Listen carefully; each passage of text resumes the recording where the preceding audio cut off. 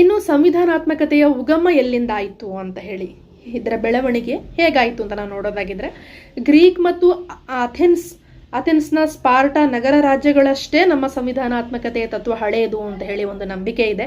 ಯಾಕಂತ ಹೇಳಿದ್ರೆ ಅರಿಸ್ಟೋಟಲ್ ಅವರು ಸುಮಾರು 150 ವಿವಿಧ ದೇಶಗಳ ಸಂವಿಧಾನವನ್ನು ಸಂಗ್ರಹಿಸಿ ಉತ್ತಮ ಸರ್ಕಾರದ ವ್ಯವಸ್ಥೆಯ ಒಂದು ಸಿದ್ಧಾಂತವನ್ನು ಕೊಟ್ಟಿದ್ದಾರೆ. ಬೆಸ್ಟ್ ಸ್ಟೇಟ್ ಯಾವುದು ಅಂತ ಹೇಳಿ ಅವರ ದೃಷ್ಟಿಯಲ್ಲಿ ಪಾಲಿಟಿ ಅನ್ನುವಂಥದ್ದೇ ಬೆಸ್ಟ್ ಸ್ಟೇಟ್ ಅಂತ ಹೇಳ್ತಾರೆ. ಎಲ್ಲ ವರ್ಗಗಳನ್ನು ವಿಶ್ವಾಸಕ್ಕೆ ತಗೊಂಡು ಆಡಳಿತ ನಡೆಸುವಂಥ ಒಂದು ಪದ್ಧತಿ ಅಂತ ಹೇಳಿ.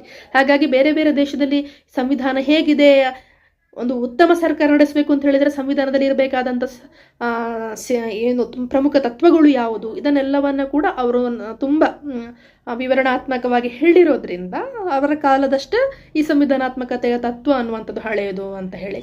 ಇನ್ನು ಇಲ್ಲಿ ಪ್ಲೇಟೋ ಅವರನ್ನು ನೋಡೋದಾಗಿದ್ರೆ, ಅವರು ಸರ್ಕಾರವನ್ನು ಮನಬಂದಂತೆ ನಡೆಸುವುದರ ಬದಲು ನಿರ್ದಿಷ್ಟವಾದ ಕಾನೂನುಗಳ ಅನುಗುಣವಾಗಿ ಆಡಳಿತವನ್ನು ನಡೆಸಿಕೊಂಡು ಹೋದರೆ ಅದು ಸಂವಿಧಾನಾತ್ಮಕ ಸರ್ಕಾರ ಅಂತ ಹೇಳುತ್ತಾರೆ. ದಿ ಸ್ಟೇಟ್ಸ್ಮೆನ್ ಅನ್ನುವಂಥ ಅವರ ಕೃತಿಯಲ್ಲಿ ಇದನ್ನು ಉಲ್ಲೇಖ ಮಾಡ್ತಾರೆ. ಅಂದರೆ ಸರ್ಕಾರ ಮನಬಂದಂತೆ ಆಡಳಿತ ನಡೆಸುವಾಗಿಲ್ಲ, ಹೇಗೆ ಆಡಳಿತ ನಡೆಸಬೇಕು ಅನ್ನೋದಕ್ಕೆ ಒಂದು ಸಂವಿಧಾನ ಇರಬೇಕು. ಸಂವಿಧಾನಬದ್ಧವಾಗಿ ಆಡಳಿತ ನಡೆಸುವಂಥ ಸರ್ಕಾರಕ್ಕೆ ಸಂವಿಧಾನ ಸರ್ಕಾರ ಅಂತ ಹೇಳುತ್ತೇವೆ.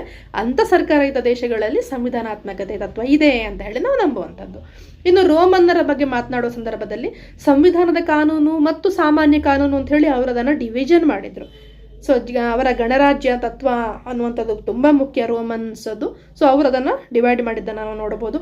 ಅದೇ ರೀತಿ ಸಿಸಿರೋ ಹೇಳ್ತಾರೆ ಏನು ಅಂತ ಹೇಳಿದ್ರೆ, ರಾಜ್ಯದ ಮೂಲಾಧಿಕಾರ ಇರುವುದು ಜನರ ಸಮ್ಮತಿಯಲ್ಲೇ ರಾಜ್ಯದ ಮೂಲಾಧಿಕಾರ ಇರುವಂಥದ್ದು. ಸೊ ಈ ರಾಜ್ಯ ಅದನ್ನು ಮರೆತರೆ ಸಂವಿಧಾನ ನಿನ್ನ ಅಧಿಕಾರವನ್ನು ನೆನಪಿಸ್ತದೆ ಅನ್ನುವಂಥದ್ದು. ಒಟ್ಟಿನಲ್ಲಿ ಸಂವಿಧಾನಾತ್ಮಕತೆ ಅನ್ನುವಂಥದ್ದು ಶಾಸನಬದ್ಧ ಆಡಳಿತ ವ್ಯವಸ್ಥೆ ಅಥವಾ ಒಂದು ಜವಾಬ್ದಾರಿಯುತ ಸರ್ಕಾರದ ಮಾರ್ಗದರ್ಶಿ ಸೂತ್ರ ಅಂತ ಹೇಳಿ ನಾವು ಇದನ್ನು ಅರ್ಥ ಮಾಡ್ಕೊಳ್ಬಹುದು. ಈಗ ಆಧುನಿಕ ಕಾಲದಲ್ಲಿ ಸಂವಿಧಾನಾತ್ಮಕತೆ ಅನ್ನುವಂಥದ್ದು ಒಂದು ಸಾಂಸ್ಥಿಕ ರೂಪವನ್ನು ಪಡೆದುಕೊಂಡಿದೆ. ವಿವಿಧ ರಾಷ್ಟ್ರಗಳಲ್ಲಿ ರಾಷ್ಟ್ರೀಯತೆಯ ಆರಂಭವಾದ ಮೇಲೆ ಈ ರಾಜಪ್ರಭುತ್ವದ ವಿರುದ್ಧ ಕ್ರಾಂತಿಗಳ ಆರಂಭವಾಗಿ ಅಮೆರಿಕ, ಫ್ರಾನ್ಸ್, ಗ್ರೇಟ್ ಬ್ರಿಟನ್ ಅಂತ ರಾಜ್ಯಗಳು ಸಂವಿಧಾನಬದ್ಧ ಸರ್ಕಾರವನ್ನು ಒಪ್ಪಿಕೊಂಡಿವೆ. ನಾವೀಗ ಗ್ರೇಟ್ ಬ್ರಿಟನ್ನ ಉದಾಹರಣೆಯಾಗಿ ತಗೊಳ್ಳೋದಾಗಿದ್ರೆ, ಮಿತಿಮೀರಿದ ರಾಜನ ದುರಾಡಳಿತದಿಂದ ಅಲ್ಲಿ ಕ್ರಾಂತಿ ನಡೆದು ಪ್ರಜಾಪ್ರಭುತ್ವ ವ್ಯವಸ್ಥೆಗೆ ಒಂದು ಅಡಿಪಾಯವನ್ನು ಅವರು ಹಾಕಿದ್ರು. ಹಾಗೆ ನೋಡೋದಾಗಿದ್ರೆ ಭಾರತದಲ್ಲೂ ಕೂಡ ಪ್ರಜಾಪ್ರಭುತ್ವ ಅನ್ನುವಂಥದ್ದು ಮಹಾಜನಪದಗಳ ಕಾಲದಿಂದಲೇ ನಮ್ಮ ದೇಶದಲ್ಲಿ ಇತ್ತು. ಸೊ ಇಲ್ಲಿ ಒಬ್ಬ ರಾಜ ಈಗ ಮಧ್ಯಕಾಲೀನ ಯುಗ ಅಂತ ಹೇಳಿ ನಾವು ನೋಡಿದಾಗ ಅಲ್ಲಿ ದೈವದತ್ತ ಅಧಿಕಾರವನ್ನು ಹೊಂದಿರ್ತಾನೆ ಅನ್ನುವಂಥ ಒಂದು ಪರಿಕಲ್ಪನೆ ಇತ್ತು. ಅಲ್ಲಿ ಚರ್ಚ್ ಮುಖ್ಯ ಅಂತ, ಚರ್ಚ್ ಪೋಪ್ ಅವರು ರಾಜನ ಮೇಲೆ ಕೂಡ ನಿಯಂತ್ರಣ ಹೇರ್ತಾ ಇದ್ರು ಮಧ್ಯಕಾಲೀನ ಯುಗದಲ್ಲಿ. ಅದಾದ ನಂತರ ಮಧ್ಯಯುಗೀನ ಕಾಲ ಬಿಟ್ಟು ನಾವು ಆಧುನಿಕ ಯುಗಕ್ಕೆ ಕಾಲಿಟ್ಟ ಹಾಗೆಲ್ಲ ರಾಷ್ಟ್ರಗಳು ಜವಾಬ್ದಾರಿಯುತ ಸರ್ಕಾರ ಹೆಚ್ಚು ಅವಶ್ಯಕ ಅಂತ ಹೇಳೋದನ್ನು ಮನದಟ್ಟು ಮಾಡಿದರು.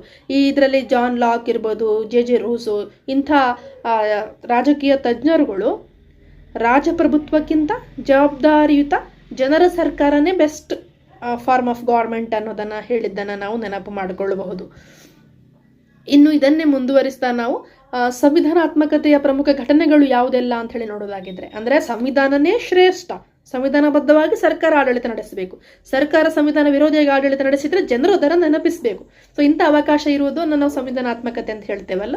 ಸೊ ಇಲ್ಲಿ ಇಂಗ್ಲೆಂಡಲ್ಲಿ ಪಾರ್ಲಿಮೆಂಟ್ ತನ್ನ ಅಧಿಕಾರವನ್ನು ಪಡೆದುಕೊಂಡಿರುವಂಥದ್ದು ಒಂದು ಪ್ರಮುಖ ಘಟನೆ. ವಿಶ್ವದಲ್ಲಿ ರಾಜಪ್ರಭುತ್ವ ತುಂಬ ಪ್ರಬಲವಾಗಿದ್ದಾಗ ರಾಜ ಬೇಡ ಅಥವಾ ನಮ್ಮಲ್ಲಿ ಇದ್ರೂ ಕೂಡ ರಾಜ ಇವಾಗಲೂ ಕೂಡ ಸಾಂಪ್ರದಾಯಿಕ ಒಂದು ವ್ಯವಸ್ಥೆ ಇಂಗ್ಲೆಂಡ್ನಲ್ಲಿ ಇರೋದ್ರಿಂದ ರಾಜ ಅಥವಾ ರಾಜಮನೆತನದವರಿಗೆ ಹೆಚ್ಚಿನ ಅವಕಾಶಗಳಿದೆ, ಅದರ ಅಧಿಕಾರವನ್ನು ಅವರಿಗೆ ನೀಡಲಾಗಿಲ್ಲ. ಬದಲಾಗಿ ಪಾರ್ಲಿಮೆಂಟ್ ಸಂಸತ್ತಿಗೆ ಹೆಚ್ಚಿನ ಅವಕಾಶ ಅಲ್ಲಿ ನೀಡಿದ್ದಾರೆ. ಹಾಗಾಗಿ ಇಂಗ್ಲೆಂಡ್ನಲ್ಲಿ ಯಾವಾಗ ಜನರಿಗೆ ಅಧಿಕಾರ ದೊರೆಯಿತೋ ಇದೊಂದರ ಪ್ರಮುಖ ಘಟನೆ ಅಂತ ಹೇಳಬಹುದು ವಿಶ್ವದಲ್ಲೇ. ಸೊ ಜೊತೆಗೆ ಸ್ವತಃ ಇಂಗ್ಲೆಂಡ್ನ ಜನರು ಅಲ್ಲಿ ಅಧಿಕಾರವನ್ನು ಪಡ್ಕೊಂಡ್ರು. ಆದರೆ ಇಂಗ್ಲೆಂಡ್ ವಿಶ್ವದ ಬೇರೆ ಬೇರೆ ಕಡೆ ವಸಾಹತುಶಾಹಿ ಪದ್ಧತಿಯನ್ನು ಮುಂದುವರಿಸಿಕೊಂಡು ಹೋಗಿದ್ದನ್ನು ಕೂಡ ನಾವು ಮರೆಯುವ ಹಾಗಿಲ್ಲ. ಇದಕ್ಕೆ ಇನ್ನೊಂದು ಉದಾಹರಣೆ ಅಮೆರಿಕದ ಸ್ವಾತಂತ್ರ್ಯ ಹೋರಾಟ. ಇಂಗ್ಲೆಂಡ್ನ ವಸಾಹತುಶಾಹಿ ಪದ್ಧತಿಯ ವಿರುದ್ಧವಾಗಿ ಅಮೆರಿಕದಲ್ಲಿ ದೇಶದಲ್ಲಿ ಸ್ವಾತಂತ್ರ್ಯ ಚಳುವಳಿ ನಡೆದು ಅವರು ಸ್ವಾತಂತ್ರ್ಯವನ್ನು ಪಡ್ಕೊಂಡ್ರು. ಅದೇ ರೀತಿ ನಿರಂಕುಶ ಪ್ರಭುತ್ವವನ್ನು ಫ್ರಾನ್ಸ್ನಲ್ಲಿ ಕೂಡ ಕೊನೆಗೊಳಿಸಿ ಅಲ್ಲಿ ಗಣತಂತ್ರ ರಾಜ್ಯವನ್ನು ಸ್ಥಾಪನೆ ಮಾಡಲಾಯಿತು. ಅಮೆರಿಕದಲ್ಲೂ ಕೂಡ ಮೊದಲ ಬಾರಿ ಸಂವಿಧಾನವನ್ನು ಬರೆಯುವಂಥ ಸಂದರ್ಭದಲ್ಲಿ 1787ರ ಆ ಒಂದು ದಶಕದಲ್ಲಿ ಜನರಿಗೂ ಕೂಡ ಹೆಚ್ಚಿನ ಅವಕಾಶವನ್ನು ಆಡಳಿತದಲ್ಲಿ ಪಡ್ಕೊಂಡ್ರು. ಸರ್ಕಾರವು ಕೂಡ ಸಂವಿಧಾನಬದ್ಧವಾಗಿ ಆಡಳಿತ ನಡೆಸುವಂಥ ಒಂದು ಪದ್ಧತಿಯನ್ನು ಅವರು ಹುಟ್ಟುಹಾಕಿದ್ರು. ಇನ್ನು ಭಾರತದಂತಹ ಅಭಿವೃದ್ಧಿ ಹೊಂದ್ತಾ ಇರುವಂಥ ರಾಷ್ಟ್ರಗಳು ವಸಾಹತುಶಾಹಿಯ ವಿರುದ್ಧ ಸ್ವಾತಂತ್ರ್ಯ ಪಡೆದು ಸಂವಿಧಾನವನ್ನು ರಚಿಸಿರುವುದು ನಮಗೆ ಗೊತ್ತೇ ಇದೆ. ಭಾರತ ಕೂಡ 1947 ಆಗಸ್ಟ್ 15ರಂದು ಸ್ವಾತಂತ್ರ್ಯ ಪಡ್ಕೊಂಡ್ರು ಕೂಡ 1945ರ ಅಂತ್ಯ ಅಥವಾ 1946 ನವೆಂಬರ್ ತಿಂಗಳಿಂದಲೇ ನಮ್ಮ ದೇಶದಲ್ಲೇ ಸಂವಿಧಾನವನ್ನು ಬರೆಯುವಂಥ ಕೆಲಸ ಚುರುಕುಗೊಳಿಸಲಾಯಿತು. ಡಿಸೆಂಬರ್ 13ರಂದು ಒಂದು ಸಂವಿಧಾನ ಸಭೆ ಕೂಡ ನಡೆಯಿತು. ಅದಾದ ಮೇಲೆ 1947 ಆಗಸ್ಟ್ 15ರ ಸಂದರ್ಭದಲ್ಲಿ ಸ್ವಾತಂತ್ರ್ಯ ಬಂದ ತಕ್ಷಣ ನಮ್ಮ ದೇಶದಲ್ಲಿ ಸಂವಿಧಾನ ಬರೆಯುವಂಥ ಒಂದು ಕರಡು ಸಮಿತಿಯನ್ನು ರಚಿಸಲಾಯಿತು. ಡಾಕ್ಟರ್ BR ಅಂಬೇಡ್ಕರ್ ಅವರು ಅಧ್ಯಕ್ಷತೆಯನ್ನು ವಹಿಸಿ ಒಂದು ಅದ್ಭುತವಾದ ಸಂವಿಧಾನವನ್ನು ನಮ್ಮ ದೇಶಕ್ಕೆ ನೀಡಿದ್ದಾರೆ. ಆ ಸಂವಿಧಾನ ತತ್ವಗಳಿಗೆ ಮೀರದೆ ನಮ್ಮ ಸರ್ಕಾರಗಳು ಆಡಳಿತವನ್ನು ನಡೆಸಬೇಕು. ಸಂವಿಧಾನದ ಆಶಯಗಳಿಗೆ ವಿರುದ್ಧವಾಗಿ ಕೆಲಸ ಮಾಡದೆ ಸಂವಿಧಾನ ತಿಳಿಸಿದ ಕೆಲಸಗಳನ್ನೇ ಸರ್ಕಾರಗಳು ಮಾಡಬೇಕು ಅನ್ನುವಂಥ ಒಂದು ಭದ್ರ ಬುನಾದಿಯನ್ನು ನಮ್ಮ ಸಂವಿಧಾನದ ಮೂಲಕ ಅಂಬೇಡ್ಕರ್ ಅವರು ಹಾಕಿಕೊಟ್ಟಿದ್ದನ್ನು ನಾವು ಮರೆಯುವ ಹಾಗಿಲ್ಲ. ಇನ್ನು ಸಂವಿಧಾನಾತ್ಮಕತೆ ಅತ್ಯಂತ ವೇಗವಾಗಿ ಪ್ರಸಾರ ಆಗಲಿಕ್ಕೆ ಏನು ಕಾರಣ ಅಂತ ಹೇಳಿ ಇಲ್ಲಿ ನಾವು ಕೆಲವು ಘಟನೆಗಳನ್ನು ನೋಡ್ಬೋದು. 19ನೇ ಶತಮಾನದಲ್ಲಿ ರಾಷ್ಟ್ರೀಯತೆಯ ಬೆಳವಣಿಗೆ ಆಯಿತು, ಪ್ರಜಾಪ್ರಭುತ್ವದ ಜನಪ್ರಿಯತೆ ಆಯಿತು, ಮತಾಧಿಕಾರ ಸಿಕ್ತು ಜನರಿಗೆ, ಸಮ್ಮತಿ ಆಡಳಿತನೇ ಉತ್ತಮ ಆಡಳಿತ ಅನ್ನುವಂಥ ಒಂದು ಪರಿಸ್ಥಿತಿ ವಿಶ್ವದಲ್ಲಿ ಎದುರಾಯಿತು ಅನ್ನುವಂಥದ್ದು. ಇಲ್ಲಿ ರಾಷ್ಟ್ರೀಯತೆಗೆ ಒಂದು ವಸಾಹತುಶಾಹಿ ವಿರೋಧಿ ನೀತಿ ಕಾರಣ ಆಗಿರ್ಬೋದು. ಇಂಗ್ಲೆಂಡ್, ಫ್ರಾನ್ಸು, ಸ್ಪೇನು, ಪೋರ್ಚುಗಲ್ಲು ಈ ಹಲವಾರು ದೇಶಗಳು ತಮ್ಮ ಆರ್ಥಿಕ ಅಭಿವೃದ್ಧಿಗಾಗಿ ಇತರ ಬಡ ರಾಷ್ಟ್ರಗಳನ್ನು ಶೋಷಣೆಯನ್ನು ನಡೆಸ್ತಾ ಇದ್ದಿದ್ದು. ಈ ಬಡ ರಾಷ್ಟ್ರಗಳು ಕೂಡ ನಾವು ಸ್ವತಂತ್ರವನ್ನು ಪಡೆದುಕೊಳ್ಳಬೇಕು ಅನ್ನುವಂಥ ಒಂದು ಪ್ರಯತ್ನದಲ್ಲಿ ರಾಷ್ಟ್ರೀಯತೆ ವೇಗವಾಗಿ ಬೆಳೀತಾ ಹೋದ ನಾವು ನೋಡ್ಬೋದು. ಜೊತೆಗೆ ರಾಜಪ್ರಭುತ್ವಕ್ಕಿಂತ ಪ್ರಜಾಪ್ರಭುತ್ವನೇ ಅತ್ಯುತ್ತಮ ಅನ್ನುವಂಥ ಒಂದು ಪ್ರಚಾರ ವಿಶ್ವದೆಲ್ಲೆಡೆ ಹೋಗಲಿಕ್ಕೆ ಶುರುವಾಯಿತು. ಜನರಿಗೆ ಯಾವಾಗ ಮತಾಧಿಕಾರ ಸಿಕ್ತೋ ಜನರೇ ಡಿಸೈಡ್ ಮಾಡ್ತಾರೆ ಸರ್ಕಾರ ಯಾವುದಿರಬೇಕು ಯಾವುದು ಬರಬೇಕು ಅನ್ನುವಂಥದ್ದು. ಜನರ ಸಮ್ಮತಿ ಮೀರಿ ನಾವು ಆಡಳಿತವನ್ನು ನಡೆಸುವ ಹಾಗಿಲ್ಲ ಅನ್ನುವಂಥ ಎಚ್ಚರಿಕೆ ಕೂಡ ಸರ್ಕಾರಗಳಿಗೆ ಸಿಕ್ತು. ಸೊ ಇದೆಲ್ಲರಿಂದ ಜನರಿಗೆ ತಮ್ಮ ಅಧಿಕಾರ ಇದೆ, ಸಂವಿಧಾನ ನೀಡಿದೆ ಅನ್ನುವುದನ್ನು ಒಂದು ಪ್ರಯತ್ನ ಇದೆಯಲ್ಲ, ಇದು ಸಂವಿಧಾನಾತ್ಮಕತೆ ಅತ್ಯಂತ ವೇಗವಾಗಿ ಹರಡಲಿಕ್ಕೆ ಕಾರಣ ಆಯಿತು ಅಂತ ಹೇಳಬಹುದು. ಇನ್ನು ಈ ಸಂವಿಧಾನಾತ್ಮಕತೆಯ ಪ್ರಮುಖ ಲಕ್ಷಣಗಳು ಯಾವುದೆಲ್ಲ ಅಂತ ಹೇಳಿ ನಾವು ನೋಡ್ತಾ ಹೋಗೋದಾಗಿದ್ರೆ, ಸಂವಿಧಾನದ ಆಶಯದಂತೆ ಸರ್ಕಾರದ ಆಡಳಿತ ನಡಿಬೇಕು ಅಂತ ಹೇಳಿ ಭಾರತವನ್ನು ಉದಾಹರಿಸಿ ನಾವು ಹೇಳೋದಾಗಿದ್ರೆ, ನಮ್ಮ ದೇಶದಲ್ಲೂ ಕೂಡ ಸಂವಿಧಾನದ ಆಶಯಕ್ಕೆ ತಕ್ಕಂತೆ ಸರ್ಕಾರಗಳು ಆಡಳಿತವನ್ನು ನಡೆಸ್ತವೆ. ಒಂದು ವೇಳೆ ಆಶಯಕ್ಕೆಲ್ಲಾದರೂ ವಿರುದ್ಧ ಸರ್ಕಾರ ಕೆಲಸ ಮಾಡ್ತಾ ಇದೆ ಅಂದಾಗ ನ್ಯಾಯಿಕ ವಿಮರ್ಶೆ ಕೂಡ ಇದೆ. ನಾವು ನೇರವಾಗಿ ಸರ್ವೋಚ್ಚ ನ್ಯಾಯಾಲಯಕ್ಕೆ ನಾವು ಪ್ರಕರಣಗಳನ್ನು ಹೂಡುವಂಥ ಅವಕಾಶ ಕೂಡ ಸಂವಿಧಾನ ನಮಗೆ ನೀಡಿದೆ. ಇನ್ನು ಕಾನೂನು ಮತ್ತು ನಿಯಮಗಳಿಗೆ ಹೆಚ್ಚಿನ ಆದ್ಯತೆ. ನಮ್ಮ ದೇಶದಲ್ಲೂ ಕೂಡ ಕಾನೂನು ನಿಯಮಗಳನ್ನು ಮೀರಿ ಆಡಳಿತ ನಡೆಸುವಂಥ ಅವಕಾಶಗಳನ್ನು ಸಂವಿಧಾನ ನಮಗೆ ನೀಡಿಲ್ಲ. ವಿವೇಚನಾಧಿಕಾರ ಹೆಚ್ಚು ನೀಡಿದಷ್ಟು ಅದರಿಂದ ಸರ್ಕಾರ ತೊಂದರೆಗೊಳಗಾಗುವುದು ಕೂಡ ಇದೆ. ಇನ್ನು ಮಿತ ಸರ್ಕಾರ. ಸರ್ಕಾರದ ಅಧಿಕಾರ ಅಪರಿಮಿತ ಅಲ್ಲ, ಮಿತ ಅಧಿಕಾರ ಅಂತ ಹೇಳಿ ಸರ್ಕಾರ ಏನು ಕೆಲಸಗಳನ್ನು ಮಾಡಬೇಕು ಅಂತ ಸಂವಿಧಾನ ತಿಳಿಸಿದೆ. ಆ ಚೌಕಟ್ಟನ್ನು ಮೀರಿ ಸರ್ಕಾರಗಳು ಆಡಳಿತವನ್ನು ಮಾಡುವ ಅವಕಾಶ ನಮ್ಮ ದೇಶದಲ್ಲಿ ಇಲ್ಲ. ಇನ್ನು ಜವಾಬ್ದಾರಿಯುತ ಸರ್ಕಾರ. ಸರ್ಕಾರ ಜವಾಬ್ದಾರಿಯಾಗಿರುವುದು ಜನರಿಗೆ. ಈಗ ನಮ್ಮ ದೇಶದಲ್ಲಿ ನಾವು ಹೇಳುತ್ತೇವೆ ಅಲ್ವಾ, ಕಾರ್ಯಾಂಗ ಯಾರಿಗೆ ಜವಾಬ್ದಾರಿ ಅಥವಾ ಪ್ರಧಾನಮಂತ್ರಿ, ಮಂತ್ರಿಮಂಡಲ ಯಾರಿಗೆ ಜವಾಬ್ದಾರಿ ಆಗಿರುತ್ತೆ ಅಂತ ಹೇಳಿದ್ರೆ, ಜವಾಬ್ದಾರಿ ಆಗಿರೋದು ಅವರು ಲೋಕಸಭೆಗೆ, ರಾಜ್ಯಸಭೆಗೆ ಅಲ್ಲ. ಯಾಕೆ ಲೋಕಸಭೆಗೆ ಮಂತ್ರಿಮಂಡಲ ಜವಾಬ್ದಾರಿ ಆಗಿರುತ್ತೆ ಅಂತ ಹೇಳಿದರೆ, ನಿಮಗೆ 5 ವರ್ಷ ಆಡಳಿತ ನಡೆಸಿ ಅಂತ ಹೇಳಿ ಅವಕಾಶ ಕೊಟ್ಟಿರೋದು ಜನರು. ಹಾಗಾಗಿ ಲೋಕಸಭೆಗೆ ಅವರು ಜವಾಬ್ದಾರಿಯುತ ಆಗಿರಬೇಕಾಗತ್ತೆ. ಲೋಕಸಭೆಯಲ್ಲಿ ಪ್ರಧಾನಿಯನ್ನು ಒಳಗೊಂಡಂಥ ಮಂತ್ರಿಮಂಡಲ ಬಹುಮತವನ್ನು ಕಳೆದುಕೊಂಡ ಪಕ್ಷದಲ್ಲಿ ಅಥವಾ ಸರ್ಕಾರದ ವಿರುದ್ಧ ಅವಿಶ್ವಾಸ ಗೊತ್ತುವಳಿಯನ್ನು ನಿರ್ಣಯಿಸಿ ವಿರೋಧ ಪಕ್ಷಗಳು ಗೆದ್ದ ಸಂದರ್ಭದಲ್ಲಿ ಸರ್ಕಾರ ಪತನವಾಗುವಂಥದ್ದನ್ನು ನಾವು ಕಾಣುತ್ತೇವೆ. ಹಾಗಾಗಿ ಜವಾಬ್ದಾರಿಯುತ ಸರ್ಕಾರ ಸಂವಿಧಾನಾತ್ಮಕತೆಯ ಪ್ರಮುಖ ಲಕ್ಷಣ ಅಂತ ಹೇಳಬಹುದು. ಇನ್ನು ಜನ ಮತ್ತು ಸರ್ಕಾರ ಇಬ್ಬರಿಗೂ ಕೂಡ ಸಂವಿಧಾನ ತತ್ವ ಪ್ರಾಮುಖ್ಯತೆಯನ್ನು ನೀಡಿದೆ ಅಂತ ಹೇಳಿ. ಹೌದು, ಹೇಗೆ ಅಂತ ಹೇಳಿದ್ರೆ, ಸರ್ಕಾರಕ್ಕೆ ಸಂವಿಧಾನ ಏನು ಹೇಳುತ್ತೆ, ನೀನು ಸಂವಿಧಾನ ಹಾಕಿಕೊಟ್ಟ ಮಾರ್ಗದರ್ಶಿ ಸೂತ್ರಗಳನ್ನು ಅನುಸರಿಸಿ ಅಥವಾ ಅಳವಡಿಸಿ ಆಡಳಿತ ಮಾಡುವಂತ. ಜನತೆಗೆ ಏನು ಹೇಳಿದೆ, ನಾನು ಸರ್ಕಾರಕ್ಕೆ ಹೇಳಿದ್ದೇನೆ ನೀನು ಈ ರೀತಿ ಆಡಳಿತ ಮಾಡು ಅಂತ ಹೇಳಿ. ಸರ್ಕಾರ ಏನಾದರೂ ನಾನು ಹೇಳಿದ ರೀತಿಯಾಗಿ ಆಡಳಿತ ಮಾಡಿಲ್ಲ ಅಂತ ಹೇಳಿದರೆ ನೀನು ಸರ್ಕಾರಕ್ಕೆ ಪಾಠ ಕಲಿಸು.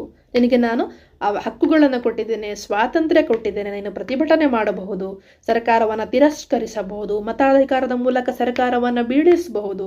ಅದಕ್ಕೂ ಮೀರಿ ಸರ್ಕಾರ ವ್ಯಾಪ್ತಿ ಮೀರಿ ಕೆಲಸ ಮಾಡಿದರೆ ನೀನು ನ್ಯಾಯಾಲಯದ ಮೂಲಕ ಪರಿಹಾರವನ್ನು ತಗೊಳ್ಬಹುದು.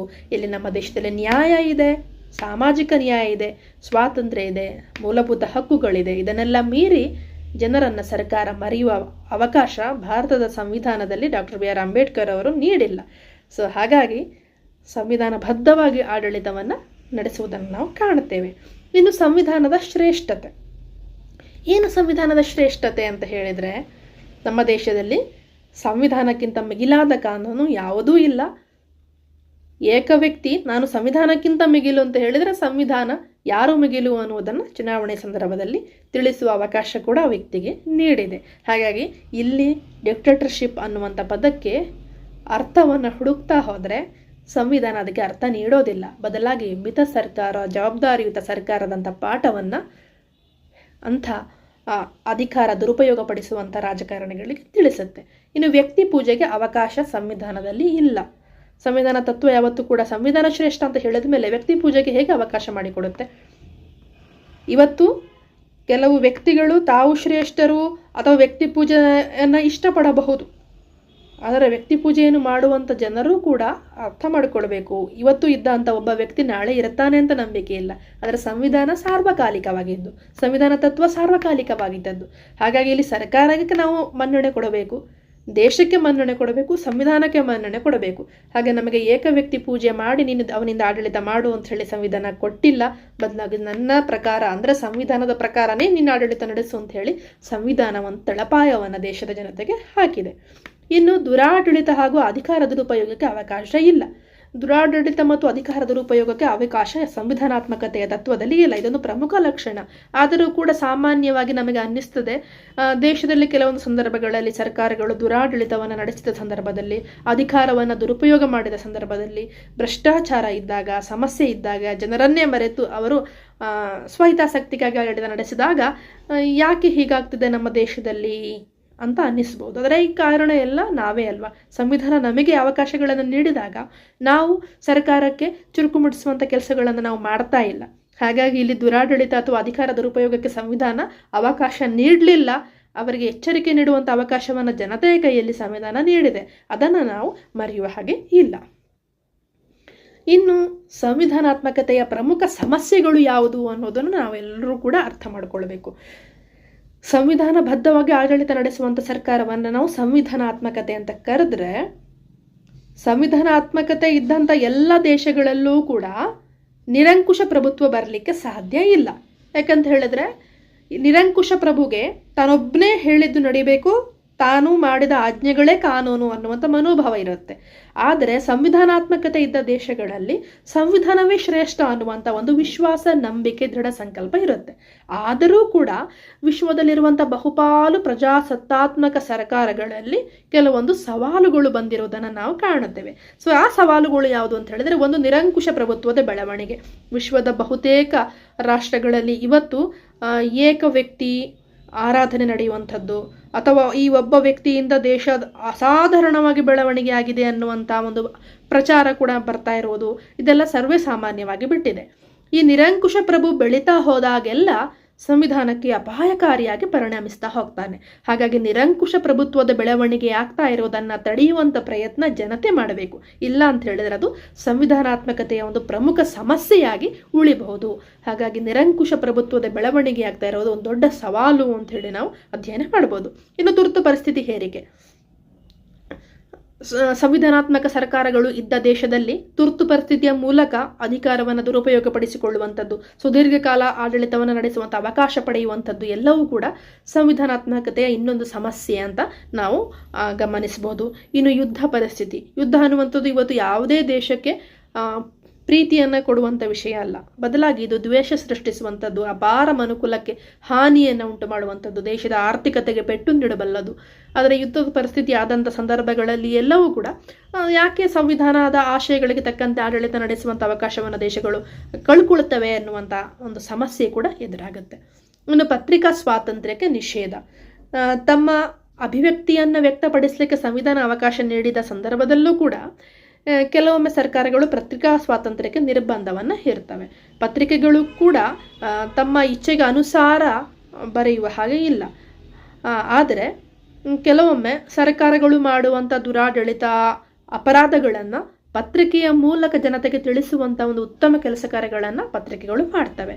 ಸೊ ಕೆಲವೊಂದು ಸಂದರ್ಭಗಳಲ್ಲಿ ಸರ್ಕಾರದ ವಿರುದ್ಧ ನಿಂತಿರುವಂಥ ಪತ್ರಿಕೆಗಳ ಮೇಲೆ ನಿಷೇಧ ಹೇರಿದಾಗ ಜನತೆಗೂ ಕೂಡ ದೇಶದಲ್ಲಿ ಏನು ನಡೀತಾ ಇದೆ ಅಂತ ಹೇಳಲಿಕ್ಕೆ ಆಗೋದಿಲ್ಲ. ಸಾಮಾನ್ಯ ಜನರಾಗಿ ನಾವು ಕೂಡ ಅದನ್ನು ಅರ್ಥ ಮಾಡಿಕೊಳ್ತೇವೆ. ಇವತ್ತು ಕೆಲವೊಂದು ಮೀಡಿಯಾಗಳು ಪೇಯ್ಡ್ ಆಗಿದೆ. ಸೊ ಹಾಗಾಗಿ ಸರ್ಕಾರದ ಪರ ಮಾತನಾಡುವಂಥ ಕೆಲವು ಮೀಡಿಯಾಗಳು, ಸರ್ಕಾರದ ವಿರುದ್ಧವಾಗಿರೋ ಮೀಡಿಯಾಗಳು ಎಲ್ಲವನ್ನು ಕೂಡ ನಾವು ಗಮನಿಸುವಾಗ ಸತ್ಯ ಯಾವುದು ಅನ್ನುವಂಥ ಹುಡುಕಾಟದಲ್ಲೇ ನಾವು ಸಮಯವನ್ನು ಕಳಿಬೇಕಾಗುವಂಥ ಒಂದು ಅಪಾಯ ಬಂದಿದೆ. ಪತ್ರಿಕಾ ಸ್ವಾತಂತ್ರ್ಯಕ್ಕೆ ನಿಷೇಧ ಹೇರಬಾರದು. ಬದಲಾಗಿ ಚರ್ಚೆಗಳ ಮೂಲಕ ಪರಸ್ಪರ ವಿಚಾರಗಳನ್ನು ಹಂಚಿಕೊಳ್ಳುವ ಮೂಲಕ ಸಮಸ್ಯೆಗಳನ್ನು ಪರಿಹರಿಸಬೇಕೇ ಹೊರತು ಅತಿಯಾದ ನಿಯಂತ್ರಣದಿಂದ ನಾವು ಯಾವುದನ್ನೂ ಕೂಡ ಉತ್ತಮ ಫಲಿತಾಂಶವನ್ನು ಪಡೀಲಿಕ್ಕೆ ಸಾಧ್ಯ ಇಲ್ಲ.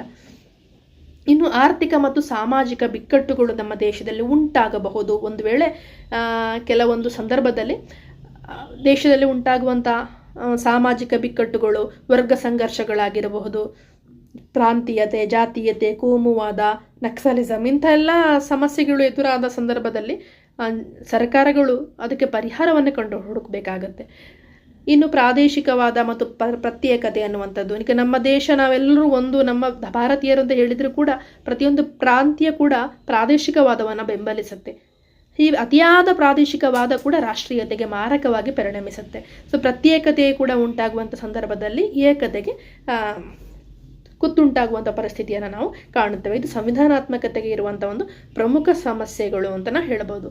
ಇನ್ನು ಸಂವಿಧಾನಾತ್ಮಕತೆಯ ಬೆಳವಣಿಗೆಗೆ ಪೂರಕವಾಗಬಲ್ಲ ಅಂಶಗಳು ಯಾವುದೆಲ್ಲ ಅಂತ ಹೇಳಿದ್ರೆ, ಅಂದರೆ ಸಂವಿಧಾನಬದ್ಧವಾಗಿ ಸರ್ಕಾರಗಳು ಆಡಳಿತ ನಡೆಸಬೇಕು ಅಂತ ಹೇಳಿದ್ರೆ ಯಾವೆಲ್ಲ ಅಂಶಗಳು ಪೂರಕವಾಗ್ತವೆ ಅಂತ ಹೇಳಿದ್ರೆ, ಸಂವಿಧಾನದ ಶ್ರೇಷ್ಠತೆಯ ಬಗ್ಗೆ ರಾಷ್ಟ್ರೀಯ ಸ್ವಯಂ ನಿರ್ಧಾರವನ್ನು ತೆಗೆದುಕೊಳ್ಳುವಂಥದ್ದು. ಅಂದರೆ ರಾಷ್ಟ್ರ ವ್ಯಾಪ್ತಿಯಾಗಿ ಸಂವಿಧಾನವೇ ಶ್ರೇಷ್ಠ ಅನ್ನುವಂಥದ್ದು, ಸಂವಿಧಾನ ಮೀರಿ ಸರ್ಕಾರಗಳು ಆಡಳಿತ ನಡೆಸುವ ಹಾಗೆ ಇಲ್ಲ ಅನ್ನುವಂಥದ್ದಕ್ಕೆ ವ್ಯಾಪಕವಾದ ಒಂದು ಪ್ರಚಾರವನ್ನು ನೀಡುವ ಅವಶ್ಯಕತೆ ಇದೆ. ಜೊತೆಗೆ ಪ್ರಜಾಸತ್ತಾತ್ಮಕ ಸರ್ಕಾರದ ಸ್ಥಾಪನೆಯಾಗಬೇಕಾಗುತ್ತೆ. ನೇರ ಮತ್ತು ನಿಷ್ಪಕ್ಷಪಾತವಾದ ಪ್ರಾಮಾಣಿಕ ಚುನಾವಣೆಗಳಿಂದ ನಾವು ಉತ್ತಮವಾದ ಪ್ರಜಾಸತ್ತಾತ್ಮಕ ಸರ್ಕಾರವನ್ನು ರೂಪಿಸಿಕೊಳ್ಳಬಹುದು. ಪ್ರಾದೇಶಿಕ ಮತ್ತು ರಾಷ್ಟ್ರೀಯ ಹಿತಾಸಕ್ತಿಗಳನ್ನು ಸಮನ್ವಯಗೊಳಿಸುವಂಥ ಒಂದು ಸಂಯುಕ್ತ ವ್ಯವಸ್ಥೆ ಇರಬೇಕಾಗುತ್ತೆ. ಒಂದು ರಾಷ್ಟ್ರ ಅಂದ ತಕ್ಷಣ ಒಂದು ರಾಷ್ಟ್ರದಲ್ಲಿ ಹಲವು ಪ್ರದೇಶಗಳಿರ್ತವೆ. ಇಲ್ಲಿ ಪ್ರಾದೇಶಿಕತೆಗೂ ಧಕ್ಕೆ ಆಗಬಾರ್ದು, ಅದೇ ರೀತಿ ರಾಷ್ಟ್ರೀಯ ಹಿತಾಸಕ್ತಿಗೂ ಕೂಡ ತೊಂದರೆಯಾಗಬಾರ್ದು. ಒಂದು ಸಂಯುಕ್ತ ವ್ಯವಸ್ಥೆ ಇರಬೇಕು. ಎರಡೂ ಸಮಸ್ಯೆ ಅಂದರೆ ರಾಷ್ಟ್ರೀಯತೆ ಮತ್ತು ಪ್ರಾದೇಶಿಕತೆ ಇರುವಂಥ ಎರಡನ್ನೂ ಕೂಡ ಸಮನ್ವಯಗೊಳಿಸುವಂಥ ಸಂಯುಕ್ತ ವ್ಯವಸ್ಥೆಯಿಂದ ಸಂವಿಧಾನಾತ್ಮಕತೆಗೆ ಒಂದು ಅರ್ಥ ಬರುತ್ತೆ. ಅದೇ ರೀತಿ ಅಂತಾರಾಷ್ಟ್ರೀಯ ಕಾನೂನು ಮತ್ತು ನ್ಯಾಯ ತೀರ್ಮಾನಗಳಿಗೆ ನಾವು ಬದ್ಧತೆಯನ್ನು ತೆಗೆದುಕೊಳ್ಬೇಕಾಗುತ್ತೆ. ವಿಚಾರ ಸ್ವಾತಂತ್ರ್ಯದ ಕುರಿತು ಜನಜಾಗೃತಿಯನ್ನು ಮೂಡಿಸಿಕೊಳ್ಬೇಕಾಗುತ್ತೆ. ನಮ್ಮಲ್ಲಿರುವಂಥ ವಿಚಾರವನ್ನು ಅಭಿವ್ಯಕ್ತಿಗೊಳಿಸುವಂಥ ಅವಕಾಶ ಸಂವಿಧಾನವನ್ನು ನೀಡಿದೆ. ಹಾಗಾಗಿ ಈ ಸಂವಿಧಾನಾತ್ಮಕತೆಯ ಬೆಳವಣಿಗೆಗೆ ಪೂರಕವಾದ ಅಂಶಗಳನ್ನು ನಾವು ಗಮನಿಸಿಕೊಳ್ಳುವುದು ಕೂಡ ಅತ್ಯಂತ ಮುಖ್ಯ ಅಂತ ನಾನು ಹೇಳಲಿಕ್ಕೆ ಬಯಸ್ತೇನೆ. ಸಂವಿಧಾನಾತ್ಮಕತೆಯ ಅವಶ್ಯಕತೆ ಏನು ನಮಗೆ ಅಂತ. ಸಂವಿಧಾನ ನಮ್ಮ ದೇಶದಲ್ಲಿ ಇದೆ, ಸರ್ಕಾರ ನಮ್ಮ ದೇಶದಲ್ಲಿದೆ. ಸಂವಿಧಾನಾತ್ಮಕತೆಯ ಅವಶ್ಯಕತೆ ಏನು? ಸಂವಿಧಾನಾತ್ಮಕತೆಯ ಅವಶ್ಯಕತೆ ಏನು ಅಂತ ಹೇಳಿದ್ರೆ, ಸಂವಿಧಾನಬದ್ಧವಾಗಿ ಸರ್ಕಾರ ಆಡಳಿತ ನಡೆಸ್ತಾ ಇದೆಯಾ, ಸರ್ಕಾರದ ಆಡಳಿತದಿಂದ ಜನರು ಸಂತೋಷವಾಗಿದ್ದಾರಾ ಅನ್ನುವಂಥದ್ದನ್ನು ಅರ್ಥ ಮಾಡಿಕೊಳ್ಳಲಿಕ್ಕೆ ನಮಗೆ ಸಂವಿಧಾನಾತ್ಮಕತೆ ಒಂದು ಉತ್ತಮ ಪಾಠ. ಯಾಕೆ ಸಂವಿಧಾನಾತ್ಮಕತೆ ಬೇಕು ಅಂತ ಹೇಳಿದ್ರೆ, ಕಾನೂನಿನ ಆಳ್ವಿಕೆಯ ಸರ್ವಶ್ರೇಷ್ಠತೆಯನ್ನು ಕಾಪಾಡಲಿಕ್ಕೆ ಸಂವಿಧಾನಾತ್ಮಕತೆ ಬೇಕು ನಮಗೆ.